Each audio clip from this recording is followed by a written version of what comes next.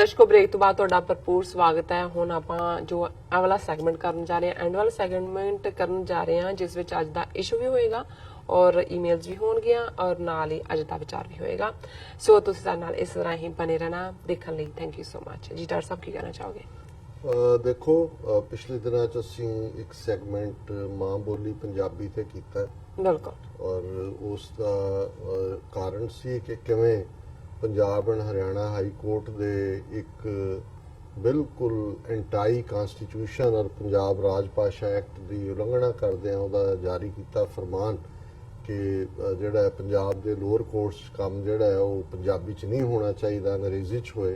और पंजाब गवर्नमेंट ने जिहड़ा है वो फौरन एक नोटिफिकेशन जारी किया।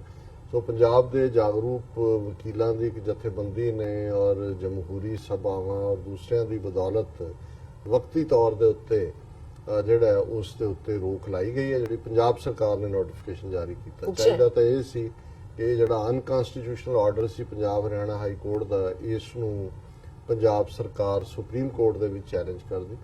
पर ये अमरिंदर तो अपनी जबान तो कह चुका है कि मैं तो पंजाबी सूबे के हक च ही नहीं सी और मैं तो ये बहुत गलत काम होया। और ਜਦੋਂ ਉਹਨੂੰ ਪੰਜਾਬੀ ਪੜ੍ਹਾਈ ਦੀ ਗੱਲ ਪੰਜਾਬ ਸਕੂਲਾਂ 'ਚ ਨੇ ਉਹਨੇ ਉਹ ਕਹਿੰਦਾ ਜੀ ਨੌਕਰੀਆਂ ਇਹਨਾਂ ਨੇ ਪੰਜਾਬ 'ਚ ਕਰਨੀਆਂ ਕਿ ਭਾਰਤ ਭਰ 'ਚ ਕਰਨੀਆਂ, ਪੰਜਾਬੀ ਦੀ ਕੀ ਲੋੜ ਹੈ। ਔਰ ਕਿਵੇਂ ਪੰਜਾਬੀ ਨੂੰ ਡਿਲੂਟ ਕੀਤਾ ਜਾ ਰਿਹਾ। ਪੰਜਾਬ ਯੂਨੀਵਰਸਿਟੀ ਚੰਡੀਗੜ੍ਹ ਤਾਂ ਪਹਿਲਾਂ ਹੀ ਆਰੀਆ ਸਮਾਜੀਆਂ ਦੇ ਕੰਟਰੋਲ 'ਚ ਸੀ, ਕਿਵੇਂ ਉਸ ਦਾ ਬਿਲਕੁਲ ਹੀ ਆਰੀਆ ਸਮਾਜੀਕਰਨ ਹੋਇਆ। ਲੇਕਿਨ ਪੰਜਾਬੀ ਯੂਨੀਵਰਸਿਟੀ ਪਟਿਆਲਾ ਜੇ ਉਸ ਪ੍ਰੋਜੈਕਟ ਦੇ ਲਈ ਜਿਹੜਾ ਗਵਰਨਮੈਂਟ ਸੈਂਕਸ਼ਨ ਮਨੀ ਹੈ भाई कान सिंह नाभा के महान कोश नूं भी जिहड़ा वो तब्दील किया जा सकता है और उसका जलूस कढ़िया जा सकता है। तो बाकी पंजाब का की है भाषा विभाग जिहड़ा एक अड सी उहनूं भी किसी नाल मर्ज कर दिता गया। तो मतलब यह है भी इस हाफ बेक्ड बंदा हुण एक कैप्टन पता नहीं की समझदा है, थर्ड रेट कप्तान इन्हें जिसका कोई जिहड़ा उहनूं कोई जनरल फौज का होए कहे जी मैं जनरल है, पर बिहेव इवें करदा है जिवें मैं असली जर्नल है। और इस जिहड़ा पंजाबी इहदी सुनो भी इहदी बोलदे हैं तो ऐ लगता है कि भी ये पंजाबी का भी जलूस कट रहा होंदा क्योंकि इहदा शौक ही नहीं है जां इन्हां दा जिवें वो कंपलैक्स है इन्हां च भरिया होया अंग्रेज़ां दे कुत्ते सी ते उस किस्म दा ही इन्हां दा जिहड़ा वो कल्चर इन्हां दा अपना अपने टब्बर दा हैगा। इन्हां दे सारे अगों न्याणे कोई सनावर पढ़िया, कोई कॉटन बिशप कॉटन के की है शिमले दे विच और दूजे पढ़े ने। ये कोई बैठ के तपड़ा दे उत्ते इन्हां ने कोई ऊड़ा एड़ा आईडी सत नहीं पढ़िया होया और इसलिए जिहड़ा इन्हां नूं ना अपनी मां नाल प्यार सी ना मां बोली नाल है। मां इहदी रुलदी रही है उत्थे हस्पताल च मरी महेंद्र कौर और ये उहनूं अरूसा आलम नूं लैके जिहड़ा उत्थे चहल पहुंचा हुंदा सी शिमले जाके और इहनूं फटकार भी पाई एक बारी दे रिश्तेदार ने पब्लिकली कि शर्म कर कुछ। सो जिन्हां दा अपनी मां नाल ही नहीं है वो मां बोली दी की गल होएगी। लेकिन असी इस जिहड़ा सैगमेंट किया सानू काफ़ी एप्रीशिएट किया बहुत सारिਆਂ ने कि भी तुसीं पोलिटिकल जिहड़े इशूज़ ने उन्हां तो इलावा भी बाकियां नूं टच कर दिओ। और मैं समझदा भी कुदरती क्योंकि जिवें मैं शुरू च पहले सैगमेंट्स कहा सी कि मैं अज अनरिलेटेड जे चुके ने ये भी सोशल मीडिया तो किसी ने मैनू ना नहीं है किसी ने भेजा किसी ने फॉरवर्ड किया है कि पंजाबी जबान की खूबसूरती है। और मैं अक्सर इस गल की हैरानी भी है और ये ट्रूथ है कि पंजाब च जे पंजाब की तहजीब की जिहड़ी शुरुआत है असी इंडस वैली सिविलाइजेशन तो देखिए सिंधु घाटी की सभ्यता तो ज़ाहिर है वो लरकाना होए हड़प्पा होए इधर अपने जिहड़े ने रोपड़ दे विच सारा पूरा उस दरियाए सिंध तो लैके रोपड़ तक सतलुज तक दा वसिया साडा जिहड़ा वो पूरा एक खिता सी उस दे विच बड़ी एक विकसित सिविलाइजेशन सी। किवें वड्डे वड्डे जिहड़े ने ईवन स्विमिंग पूल वांग सी सड़कां सी भांडे जदों तुसीं देखदे हो।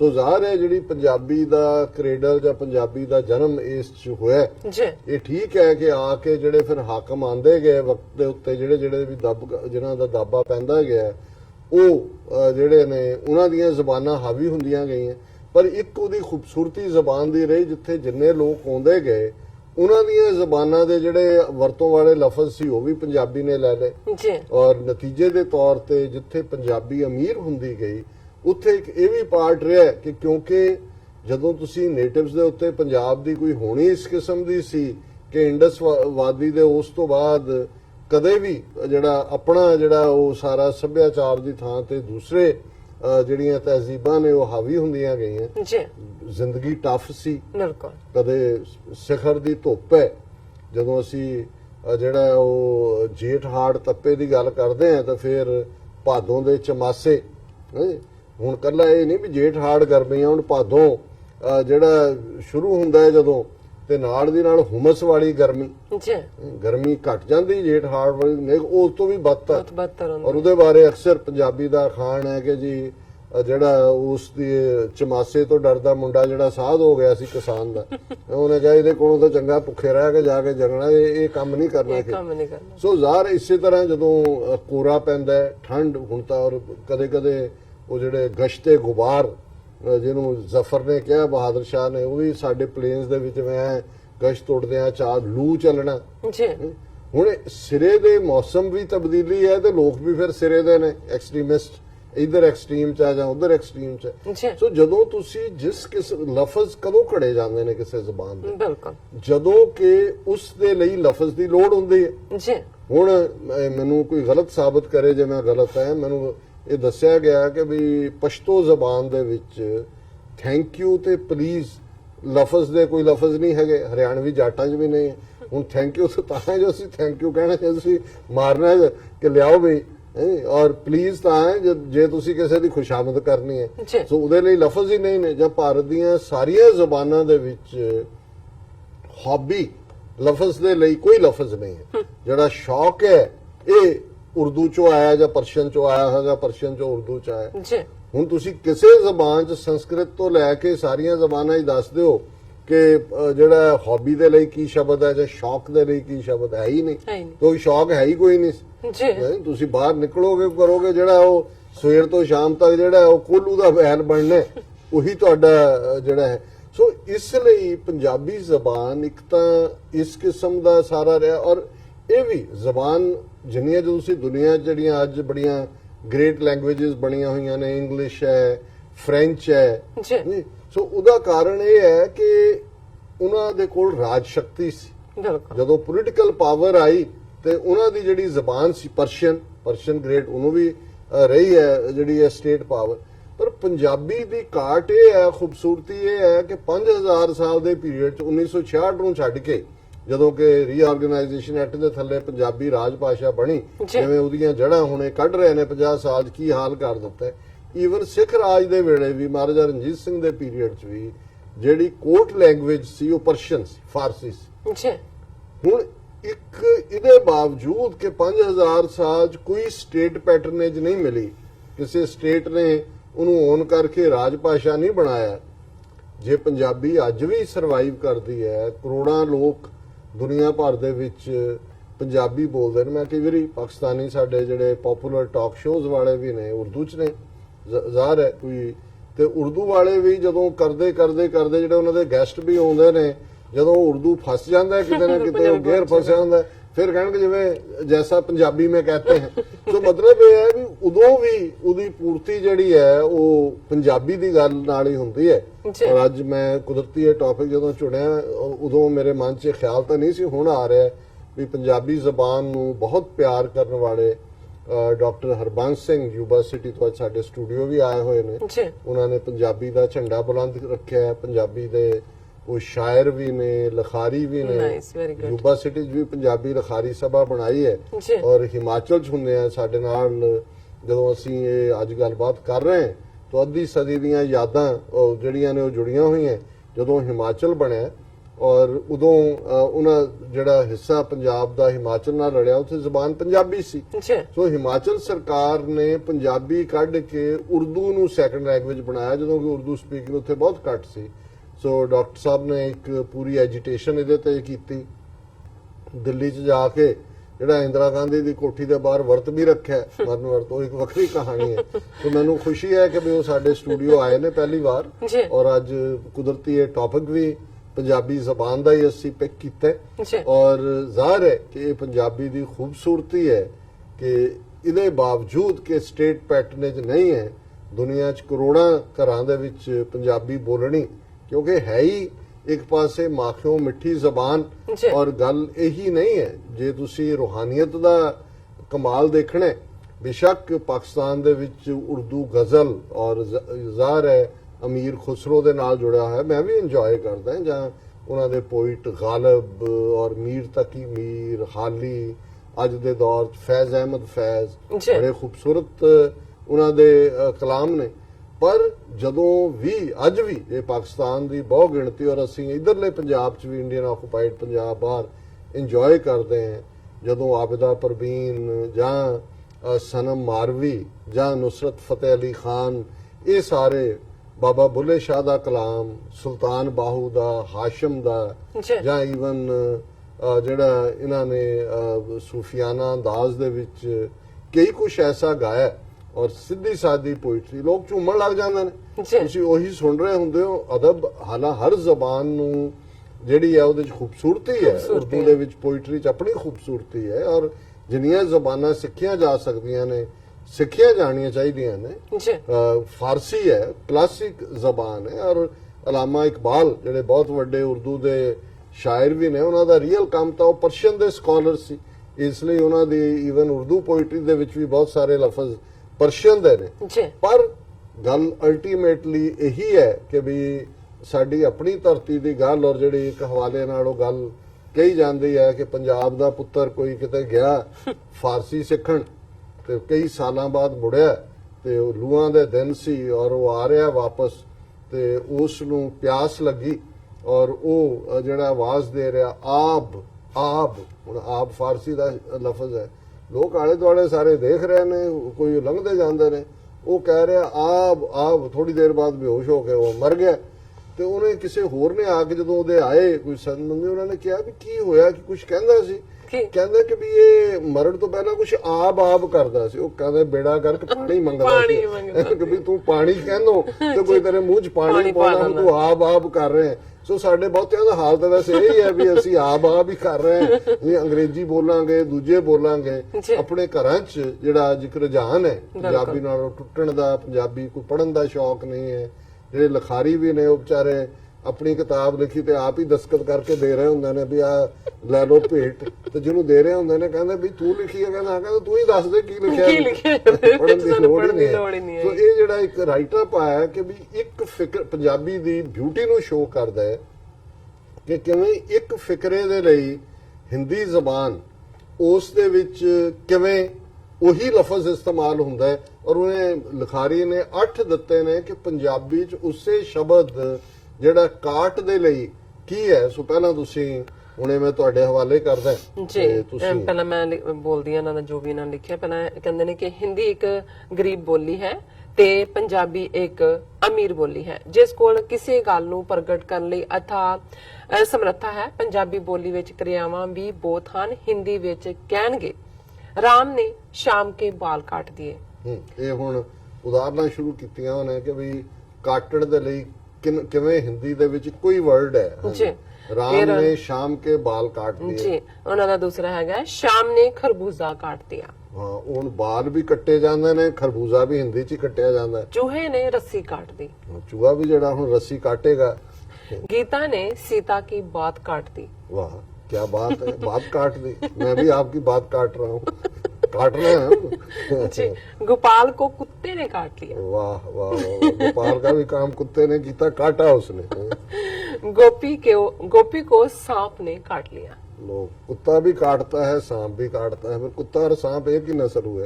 ਦੇਖੋ ਜੀ, ਹਾਂਜੀ, ਉਹਨਾਂ ਨੇ ਲਿਖਿਆ ਹੈ ਕਿ ਇੰਜ ਹਿੰਦੀ ਵਾਲਿਆਂ ਕੋਲ ਬਹੁਤ ਸਾਰੀਆਂ ਕਿਰਿਆਵਾਂ ਲਈ ਇੱਕੋ ਸ਼ਬਦ ਕਾਟਣਾ ਹੈ। ਹਾਂ ਬਿਲਕੁਲ, ਵਰਬਸ ਲਈ ਕਿਰਿਆ ਵਰਬ ਨੂੰ ਕਹਿੰਦੇ ਨੇ। ਬਿਲਕੁਲ, ਹਾਂ। ਹੁਣ ਪੰਜਾਬੀ ਦੀ ਖੂਬਸੂਰਤੀ ਦੱਸੋ ਸਾਡੀ। ਜੀ, ਇੱਕ ਮਿੰਟ, ਮੈਂ ਫਿਰ ਅੱਗੇ ਉਹਨਾਂ ਦੇ ਹੋਰ ਵੀ ਕੁਝ ਲਿਖਿਆ। ਕਹਿੰਦੇ ਨੇ ਕਿ ਹਰ ਥਾਂ ਕਾਟਣਾ ਸ਼ਬਦ ਵਰਤੇ ਜਾਂਦੇ ਹਨ, ਪਰ ਪੰਜਾਬੀ ਵਿੱਚ ਹਰ ਕਿਰਿਆ ਲਈ ਇੱਕ ਵੱਖਰਾ ਮੁਕੰਮਲ ਤੇ ਸਮਰੱਥ ਸ਼ਬਦ ਮਿਲਦਾ ਹੈ। ਜਿਸ ਤਰ੍ਹਾਂ ਕਿ ਰਾਮ ਨੇ ਸ਼ਾਮ ਦੇ ਵਾਲ ਮੁੰਨ ਦਿੱਤੇ। ਵਾਲ ਕੱਟੇ ਨਹੀਂ ਜਾਂਦੇ, ਮੁੰਨੇ ਜਾਂਦੇ ਨੇ। ਮੁੰਨਣਾ ਕਿਰਿਆ ਹੈ।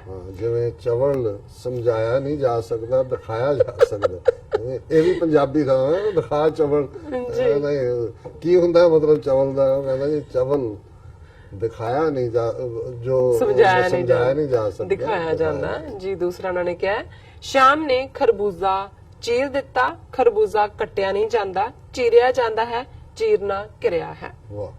ਚੂਹੇ ਨੇ ਰੱਸੀ ਟੁੱਕ ਦਿੱਤੀ, ਰੱਸੀ ਕੱਟੀ ਨਹੀਂ ਜਾਂਦੀ, ਰੱਸੀ ਟੁੱਕੀ ਟੁੱਕੀ ਜਾਂਦੀ ਹੈ, ਟੁੱਕਣਾ ਕਿਰਿਆ ਹੈ। ਬਿਲਕੁਲ। ਗੀਤਾ ਨੇ ਸੀਤਾ ਦੀ ਗੱਲ ਟੋਕ ਦਿੱਤੀ, ਗੱਲ ਕੱਟੀ ਨਹੀਂ ਜਾਂਦੀ, ਟੋਕੀ ਜਾਂਦੀ ਹੈ, ਟੋਕਣਾ ਕਿਰਿਆ ਹੈ। ਬਿਲਕੁਲ। ਗੋਪਾਲ ਨੂੰ ਕੁੱਤੇ ਨੇ ਵੱਢ ਲਿਆ, ਕੁੱਤਾ ਕੱਟਦਾ ਨਹੀਂ, ਵੱਢਦਾ ਹੈ, ਵੱਢਣਾ ਕਿਰਿਆ ਹੈ। ਵਾਹ। ਗੋਪਾਲ ਨੂੰ ਸੱਪ ਨੇ ਡੰਗ ਲਿਆ, ਸੱਪ ਡੰਗਦਾ ਹੈ, ਕੱਟਦਾ ਨਹੀਂ ਹੈ, ਡੰਗਦਾ ਕਿਰਿਆ ਹੈ। ਕਿੰਨੇ ਅਪਾਗੇ ਨੇ ਉਹ ਲੋਕ ਜਿਹੜੇ ਪੰਜਾਬੀ ਵਾਲੇ ਹਿੰਦੀ ਕਹਿੰਦੇ, ਉਹ ਕਹਿੰਦੇ ਨੇ ਸਾਂਪ ਨੇ ਡਾਂਗ ਦਿਆ। ਮੈਨੂੰ ਹੁਣ ਕੁਦਰਤੀ ਯਾਦ ਆ ਗਿਆ, ਜਲੰਧਰ ਚ ਮੋਤਾ ਸਿੰਘ ਨਗਰ ਚ ਰਹਿੰਦੇ ਆ, ਉਹਦੇ ਅੱਗੇ ਜਾ ਕੇ ਇੱਕ ਡੇਅਰੀ ਸੀ ਜੀ, ਔਰ ਉੱਥੋਂ ਇੱਕ ਭਈਆ ਜਿਹੜਾ ਲੈ ਕੇ ਜਾਂਦਾ ਸੀ ਮੱਝਾਂ, ਔਰ ਇੱਕ ਦਿਨ ਜਿਹੜਾ ਸਾਡੇ ਸਾਹਮਣੇ ਦੀ ਇੱਕ ਕੋਠੀ ਚੋਂ ਸਰਦਾਰ ਸਾਹਿਬ ਗੇਟ 'ਚ ਖੜੇ ਸੀ ਔਰ ਮੱਝਾਂ ਲੈ ਕੇ ਭਈਆ ਜਾ ਰਿਹਾ ਸੀ, ਉੱਥੋਂ ਉਹਨੇ ਬਾਹਰ ਦੂਜੇ ਪਾਸੇ ਜਾਣਾ ਸੀ ਜੀ, ਤੇ ਉਹਨਾਂ ਨੇ ਐਨ ਕੋਠੀ ਦੇ ਸਾਹਮਣੇ ਆ ਕੇ ਉਹਨੇ ਫੋਰਸ ਕੀਤੇ ਤੇ ਹੁਣ ਸਰਦਾਰ ਸਾਹਿਬ ਗੁੱਸੇ 'ਚ ਆ ਕੇ ਭਈਏ ਨੂੰ ਪੈ ਗਏ, ਕਹਿੰਦੇ ਔਰ ਇਹ ਹਾਲ ਹੈ ਸਾਡਾ, ਜਿਹੜੇ ਲੋਕ ਅਸੀਂ ਆਪਣੀ ਛੱਡ ਕੇ ਬੋਲੀ ਦੂਜੇ ਦੇ, वो कहता भैया इधर आओ, तुम्हारी मज्जों ने था फोर्स कर दिए, इनको अभी चुको, अभी चुको। So funny. ਕਿੰਨੇ ਭਾਗੇ ਨੇ ਉਹ ਲੋਕ ਜੋ ਪੰਜਾਬੀ ਵਰਗੀ ਅਮੀਰ ਬੋਲੀ ਨੂੰ ਤਿਆਗ ਕੇ ਗਰੀਬ ਬੋਲੀ ਮਗਰ ਭਜਦੇ ਫਿਰਦੇ ਨੇ। ਜੀ ਰਾਜ ਸਾਹਿਬ। ਸੋ क्या कहने ने? जी बिल्कुल। मेरा ख्याल है भी जे वक्त है तो ईमेल ਤੁਸੀਂ ਪੜ੍ਹ ਸਕਦੇ ਹੋ। ਮੈਂ ਦੇਖਦੀ ਹਾਂ। ਠੀਕ ਹੈ, ਜਿਸ ਤਰ੍ਹਾਂ ਕਿ ਆਪਾਂ ਕੱਲ ਸੈਗਮੈਂਟ ਕੀਤਾ ਸੀ ਕਿ ਇਮਰਾਨ ਖਾਨ ਹੋਰਾਂ ਦੀ ਸਰਕਾਰ ਨੇ ਜੋ ਭਾਰਤੀ ਸਰਕਾਰ ਸੀ ਉਹਨਾਂ ਦੇ ਜੋ ਸੀ ਮੰਗਾਂ ਸੌਰੀ ਕਰਤਾਰਪੁਰ ਕੋਰੀਡੋਰ ਨੂੰ ਲੈ ਕੇ, ਸੋ ਉਸ ਉੱਪਰ ਹੀ ਸਾਨੂੰ ਇੱਕ ਈਮੇਲ ਆਈ ਹੈ ਜਿਨ੍ਹਾਂ ਨੇ ਲਿਖੀ ਹੈ ਰਿਜ਼ਵਾਨ ਲਤੀਫ ਜੀ ਨੇ। ਕਹਿੰਦੇ ਨੇ ਕਿ ਡਾਕਟਰ ਸਾਹਿਬ ਵਾਹਿਗੁਰੂ ਜੀ ਕਾ ਖਾਲਸਾ ਵਾਹਿਗੁਰੂ ਜੀ ਕੀ ਫਤਿਹ, अस्सलाम वालेकुम। मेरा शहर वालेकुम सलाम जी शहर टोबा टेक सिंह है जो एक सिख के नाम पर है। मैं आपका प्रोग्राम डेली देखता हूं जो कि इंफॉर्मेटिव होता है। हम अपने सिख बहन भाइयों को ये बताना चाहते हैं कि अगर पाक ने ये सारी मांगे मान ली है, सो इसमें कोई उन्होंने गलत नहीं किया। पाकिस्तान ने सो पाक ही ना लिखा है। सो कहते कि ये उन्होंने गलत नहीं किया, सिर्फ एक कोरीडोर खुलन दी ही देर है। जो कोरीडोर खुल जाएगा सो सिख अपनी मन मर्जी नाल जो चाहणगे वो कर लैणगे। सो असी हिमायत करते हैं खालिस्तान दी भी और कश्मीर दी भी। जी राज साहब। ਹਾਂ, ਟੋਬਾ ਟੇਕ ਸਿੰਘ ਜਦੋਂ ਤੁਸੀਂ ਜ਼ਿਕਰ ਕਰਦੇ ਹੋ ਤੇ ਮੇਰਾ ਫੇਵਰਿਟ ਉਹਨਾਂ ਦਾ ਨਾਮ ਹੈਗਾ ਰਿਜ਼ਵਾਨ ਲਤੀਫ। ਹਾਂ, ਨਹੀਂ, ਰਿਜ਼ਵਾਨ ਸਾਹਿਬ ਨੇ ਟੋਬਾ ਟੇਕ ਸਿੰਘ ਤੋਂ ਲਿਖਿਆ ਔਰ ਉਹਨਾਂ ਨੇ ਸ਼ੁਰੂਆਤ ਕੀਤੀ ਹੈ ਕਿ ਸਾਡਾ ਮੇਰਾ ਜ਼ਿਲ੍ਹਾ ਇੱਕ ਸਿੱਖ ਦੇ ਨਾਂ ਤੇ ਹੈ ਔਰ ਇਹ ਟੇਕ ਸਿੰਘ ਉਹ ਇੱਕ ਸਿੱਖ ਸਨ ਜਿਨ੍ਹਾਂ ਨੇ ਉਸ ਇਲਾਕੇ ਦੀਆਂ ਪਾਣੀ ਦੀਆਂ ਲੋੜਾਂ ਪੂਰੀਆਂ ਕਰਨ ਲਈ ਕਿਵੇਂ ਆਪਣੇ ਵਾਧੂ ਟਾਈਮ ਦੇ ਵਿੱਚ ਪਾਣੀ ਦੀ ਗਾਗਰ ਲੈ ਕੇ ਇੱਕ ਟੋਏ ਦੇ ਵਿੱਚੋਂ ਸੁੱਟਦੇ ਔਰ ਹੌਲੀ ਹੌਲੀ ਉਹਨਾਂ ਨੂੰ ਬਾਕੀ ਵੀ ਜੁਆਇਨ ਕਰਦੇ ਗਏ ਔਰ ਵੱਡਾ ਟੋਬਾ ਬਣ ਗਿਆ ਔਰ ਪਾਣੀ ਦੀ ਲੋੜ ਲੋਕਾਂ ਦੀ ਪੂਰੀ ਹੋਈ ਔਰ ਉਸ ਦੇ ਨਾਂ ਤੇ ਉਹ ਟੋਬਾ ਟੇਕ ਸਿੰਘ ਔਰ ਇਹ ਹੁਣ ਡਿਸਟ੍ਰਿਕਟ ਹੈ ਪਾਕਿਸਤਾਨ ਦਾ। ਔਰ ਉਹਦੇ ਚ ਹੋਰ ਵੀ ਟੋਬਾ ਟੇਕ ਸਿੰਘ ਨੂੰ ਜਿਹੜੀ ਮੈਂ ਸਮਝਦਾ ਵੀ ਵਰਲਡ ਫੇਮ ਸੰਸਾਰ ਪੱਧਰ ਦੇ ਉੱਤੇ ਪ੍ਰਸਿੱਧੀ ਦਿੱਤੀ ਉਹ ਸਾਦਤ ਹਸਨ ਮੰਟੋ, ਜਿਹੜਾ ਇੱਕ ਜ਼ਬਰਦਸਤ, ਹਾਲਾਂਕਿ ਜੇ ਉਰਦੂ ਦਾ ਅਸੀਂ ਜ਼ਬਾਨ ਦੇ ਹਵਾਲੇ ਨਾਲ ਗੱਲ ਕਰ ਰਹੇ ਹਾਂ, ਜੇ ਲੋਕਾਂ ਦੇ ਦਰਦ ਨੂੰ ਔਰ ਉਸ ਵੇਲੇ ਦਾ ਉਹ ਸਮਾਜ ਜਿਸ ਦੇ ਵਿੱਚ ਜੋ ਔਰਤ ਦਾ ਰੁਤਬਾ ਖਾਸ ਤੌਰ ਤੇ ਜਿਨ੍ਹਾਂ ਨੂੰ ਜਿਹੜਾ ਉਹ ਵੇਸ਼ਵਾਵਾਂ ਕਹਿ ਕੇ ਚੱਕਲਿਆਂ ਦੇ ਵਿੱਚ ਧੱਕਿਆ ਹੋਇਆ ਸੀ, ਉਹਨਾਂ ਨਾਲ ਰਿਲੇਟਡ ਜਿੰਨੀ ਡੀਪ ਗੱਲ ਸਾਦਤ ਹਸਨ ਮੰਟੋ ਨੇ ਕੀਤੀ ਔਰ ਦੂਸਰੇ ਪਾਸੇ 47 ਦੀ ਵੰਡ ਉਸ ਦਾ ਜਿਹੜਾ ਦੁਖਾਂਤ ਕਿਵੇਂ ਲੋਕਾਂ ਨੇ ਝੱਲਿਆ ਦੋਵੇਂ ਪਾਸੇ, ਉਸ ਦੀ ਜਿਹੜੀ ਇੱਕ ਰਿਪਰੈਜ਼ੈਂਟੇਟਿਵ ਕਹਾਣੀ ਜਿਹੜਾ ਕਿ ਡਰਾਮਾ ਟੋਬਾ ਟੇਕ ਸਿੰਘ ਦੇ ਥੱਲੇ ਜਿਹੜਾ ਅੱਜ ਵੀ ਉਸ ਨੂੰ ਜਿਹੜਾ ਉਹ ਥਾਂ ਇਸ ਤੇ ਫਿਲਮ ਵੀ ਬਣੀ ਹੈ, ਸ਼ਾਇਦ ਕਿਨੇ ਬਣਾਈ ਹੈ ਬਟ ਉਸ ਦੇ ਸਾਦਤ ਹਸਨ ਮੰਟੋ ਤੇ ਬਣੀ ਹੈ। ਸੋ ਰਿਮਾਰਕੇਬਲ। ਸੋ ਬਹੁਤ ਖੁਸ਼ੀ ਹੈ ਰਿਜ਼ਵਾਨ ਸਾਹਿਬ, ਤੁਸੀਂ ਸਾਨੂੰ ਲਿਖਿਆ, ਬਹੁਤ ਬਹੁਤ ਤੁਹਾਡਾ ਸ਼ੁਕਰੀਆ। ਔਰ ਤੁਸੀਂ ਵੀ, ਕਿਉਂਕਿ ਕੱਲ ਅਸੀਂ ਇਹੀ ਗੱਲ ਕਹੀ ਸੀ ਕਿ ਵੀ ਇਸ ਵੇਲੇ ਪਾਕਿਸਤਾਨ ਦੀ ਹਕੂਮਤ ਦੇ ਕਰਤਾਰਪੁਰ ਕੋਰੀਡੋਰ ਦੇ ਮੁੱਦੇ ਦੇ ਉੱਤੇ ਜਿਹੜਾ ਉਹ ਭਾਰਤ ਦੇ ਸਾਰੇ ਉਜ਼ਰ ਜਿਹੜੇ ਨੇ ਉਹਨਾਂ ਦੇ ਸਾਹਮਣੇ ਸਿਰ ਝੁਕਾ ਰਹੀ ਹੈ ਤੇ ਕਾਰਨ ਇਹ ਹੈ ਕਿ ਇੱਕ ਵਾਰ ਕਰਤਾਰਪੁਰ ਕੋਰੀਡੋਰ ਬਣ ਜਾਏ ਔਰ ਫਿਰ ਦੇਖਿਆ ਜਾਏਗਾ। ਮੁਹੰਮਦ ਯਹੀਆ ਉਹ ਸਾਨੂੰ ਲਿਖਦੇ ਨੇ, ਉਹਨਾਂ ਨੇ ਲਿਖਿਆ, ਸਲਾਮ doctor Sahib, I have been watching your program since last 4 months. I really love your program because I knew many things from this program.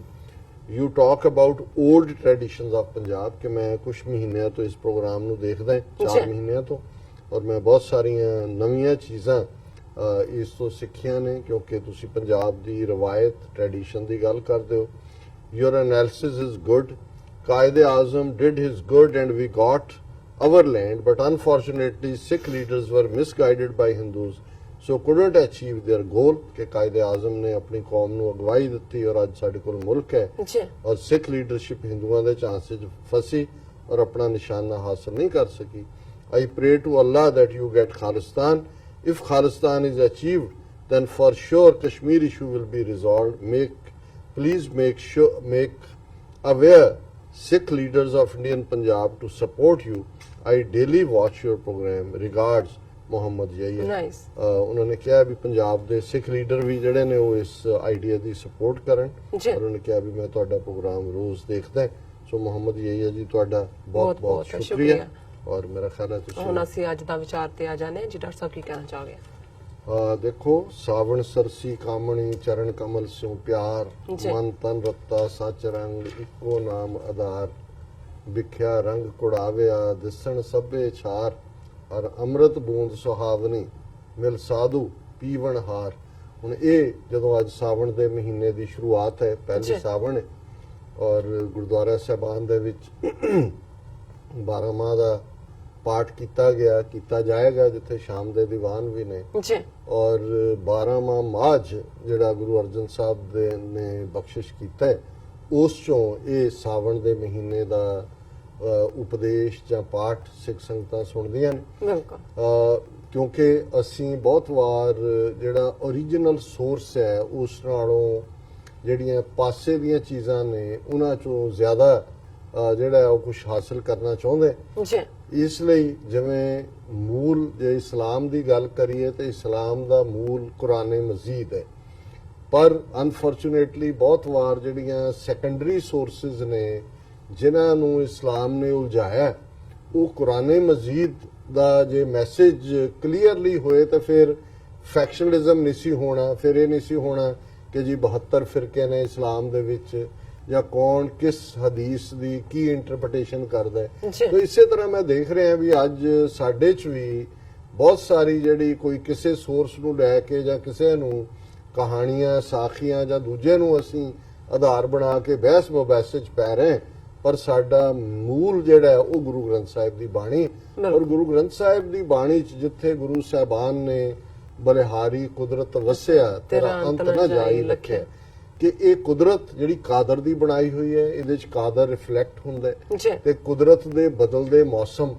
ਜਿਨ੍ਹਾਂ ਦੇ ਵਿੱਚ ਪੰਜਾਬ ਜਿਹੜਾ ਖਿੱਤਾ ਖੂਬਸੂਰਤ ਜਿੱਥੇ 6 ਰੁੱਤਾਂ ਜਿਹੜੀਆਂ ਨੇ ਪਰ ਜੋਬਨ ਦੇ ਉੱਤੇ ਵੀ ਔਰ ਫਿਰ ਜਿਉਂ ਹੀ ਤੁਸੀਂ ਮਾਰਕ ਕਰ ਸਕਦੇ ਹੋ ਕਿ ਹੁਣ ਗਰਮੀ ਖਤਮ ਔਰ ਜਿਹੜਾ ਬਰਸਾਤ ਦੀ ਸ਼ੁਰੂਆਤ, ਬਰਸਾਤ ਜਿੰਨੀ ਮਾਰਕਟ ਸਾਡੇ ਹੁੰਦੀ ਹੈ ਕਿਤੇ ਵੀ ਨਹੀਂ। ਗੁਰੂ ਸਾਹਿਬ ਦੇ ਕਿੰਨੇ ਹੀ ਸ਼ਬਦ ਨੇ ਇਸ ਦੇ ਉੱਤੇ ਔਰ ਜਦੋਂ 12 ਮਾਹ ਜਿਹੜੇ 12 ਮਹੀਨੇ ਜਿਹੜੇ ਕਿ ਹੁਣ ਨਾਨਕਸ਼ਾਹੀ ਕੈਲੰਡਰ ਦੇ ਵਿੱਚ ਵੀ ਉਹਨਾਂ ਨੂੰ 12 ਮਹੀਨਿਆਂ ਨੂੰ ਜਿਨ੍ਹਾਂ ਨੂੰ ਕਦੇ ਦੇਸੀ ਮਹੀਨੇ ਕਿਹਾ ਜਾਂਦਾ ਅੱਜ ਵੀ ਲੈਂਦੇ ਪੰਜਾਬ ਦੇ ਪਿੰਡੂ ਖੇਤਰਾਂ ਦੇ ਵਿੱਚ ਜੇ ਤੁਸੀਂ ਕਿਸੇ ਨੂੰ ਪੁੱਛੋਗੇ ਜਿਹੜੇ ਬਜ਼ੁਰਗ ਨੇ ਉਹ ਦੱਸਣਗੇ ਕਿ ਚੇਤ, ਵਿਸਾਖ, ਜੇਠ, ਹਾੜ, ਸਾਵਣ, ਭਾਦੋ, ਅੱਸੂ, ਕੱਤਕ, ਮੱਘਰ, ਪੋਹ, ਮਾਹ, ਫੱਗਣ।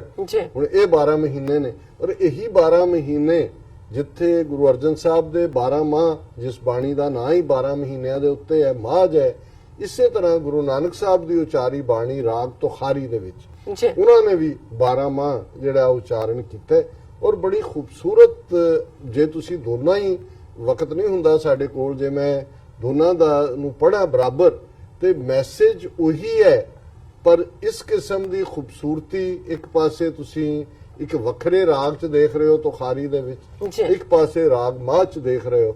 ਸੋ ਅਸੀਂ ਜਿਹੜੀ ਮਹੀਨੇ ਦੀ ਸ਼ੁਰੂਆਤ ਹੁੰਦੀ ਹੈ ਕਿਉਂਕਿ ਮੈਨੂੰ ਇਹ ਸੀ ਕਿ 12 ਮਾਹ ਮਾਝ ਤਾਂ ਆਲਰੇਡੀ ਸਿੱਖ ਸੰਗਤਾਂ ਦੇ ਵਿੱਚ ਪਪੂਲਰ ਹੈ, ਹਰ ਕੋਈ ਪੜ੍ਹਦਾ ਵੀ ਹੈ, ਸੁਖੈਣ ਹੋਣ ਕਰਕੇ ਉਹਦੇ ਅਰਥ ਵੀ ਨੇ, ਤੇ ਅਸੀਂ ਰਾਗ ਤੁਖਾਰੀ ਦੇ ਵਿੱਚੋਂ ਹੀ ਮਹੀਨੇ ਦੀ ਚੋਣ ਕਰਦੇ ਹਾਂ ਹਰ ਮਹੀਨੇ। ਔਰ ਸਾਵਣ ਦੇ ਨਾਲ ਸੰਬੰਧਿਤ ਇਹ ਗੁਰੂ ਸਾਹਿਬ ਦਾ ਉਪਦੇਸ਼ ਹੈ, ਉਹਨਾਂ ਦਾ ਜਿਹੜਾ ਲੋਕਾਈ ਦੇ ਲਈ। ਸਾਵਣ ਸਰਸ ਮਨਾ ਘਣ ਵਰਸੈ ਰੁੱਤ ਆਏ, ਮੈਂ ਮਨ ਤਨ ਸ਼ੌ ਭਾਵੈ ਫਿਰ ਪਰਦੇਸ ਸਿਧਾਏ। ਫਿਰ ਘਰ ਨਹੀਂ ਆਵੈ ਮਰੀਐ ਹਾਵੈ, ਦਾਮਨ ਚਮਕ ਡਰਾਏ। ਸੇਜ ਇਕੇਲੀ ਖਰੀ ਦੁਹੇਲੀ, ਮਰਨ ਪਿਆ ਦੁਖ ਮਾਏ। ਹਰ ਬਿਨ ਨੀਂਦ ਭੂਖ ਕੋ ਕੈਸੀ, ਕਾਪੜ ਤਨ ਨਾ ਸੁਖਾਵੇ। ਨਾਨਕ ਸਾ ਸੁਹਾਗਣ ਕੰਤੀ, ਫਿਰ ਕੈ ਅੰਕ ਸਮਾਵੇ। ਹੁਣ ਜਦੋਂ ਤੁਸੀਂ ਇਸ ਨੂੰ ਸਮਝਣਾ ਹੈ ਤੇ ਜਿਵੇਂ ਅਸੀਂ ਉਸ ਖਿੱਤੇ ਦੀ ਗੱਲ ਕੀਤੀ ਹੈ, ਹੁਣ ਅਮਰੀਕਾ ਕੈਨੇਡਾ ਦੇ ਜੰਮੇ ਪਲੇ ਬੱਚਿਆਂ ਨੂੰ ਤੁਸੀਂ ਬਰਸਾਤ ਤੇ ਝੜੀ ਦੀ ਗੱਲ ਕਰੋਗੇ ਤੇ ਉਹਨਾਂ ਦੇ ਲਈ ਤਾਂ ਇਸ ਦਾ ਕੋਈ ਮਤਲਬ ਨਹੀਂ ਹੈ। ਹੁਣ ਬਰਸਾਤ, ਝੜੀ ਤੇ ਉਹਦੇ ਨਾਲ ਜੁੜਿਆ ਹੋਇਆ ਮਿਲਾਪ ਦੀ ਗੱਲ। ਹੁਣ ਜਦੋਂ ਅਸੀਂ ਇਵਨ ਫੋਕਲੋਰ ਦੇ ਵਿੱਚ ਵੀ ਦੇਖਦੇ ਹਾਂ ਕਿ ਵੀ ਤੇਰੀ 2 ਟਕਿਆਂ ਦੀ ਨੌਕਰੀ, ਮੇਰਾ ਲੱਖਾਂ ਦਾ ਸਾਵਣ ਦਾ। ਹੁਣ ਜ਼ਾਹਰ ਹੈ ਕਿ ਸਾਵਣ ਦੇ ਮਹੀਨੇ ਔਰ ਇਹ ਇਸੇ ਸਪਿਰਿਟ ਨੂੰ ਜਦੋਂ ਅਸੀਂ ਗੁਰਬਾਣੀ 'ਚ ਦੇਖਦੇ ਹਾਂ ਕਿ ਇੱਕ ਪਤਨੀ ਜਿਹੜੀ ਕਿ ਜਦੋਂ ਸਾਵਣ ਦਾ ਮਹੀਨਾ, ਕੰਮਕਾਰ ਤਾਂ ਬਾਹਰ ਹੁੰਦਾ ਨਹੀਂ, ਤੁਸੀਂ ਘਰਾਂ 'ਚੋਂ ਹਰ ਕੋਈ ਇੱਕ ਸੈਲੀਬ੍ਰੇਸ਼ਨ ਦੇ ਮੂਡ 'ਚ ਹੈ, ਘਰਾਂ ਦੇ ਵਿੱਚੋਂ ਖੀਰ ਪੂੜੇ ਪੱਕ ਰਹੇ ਨੇ।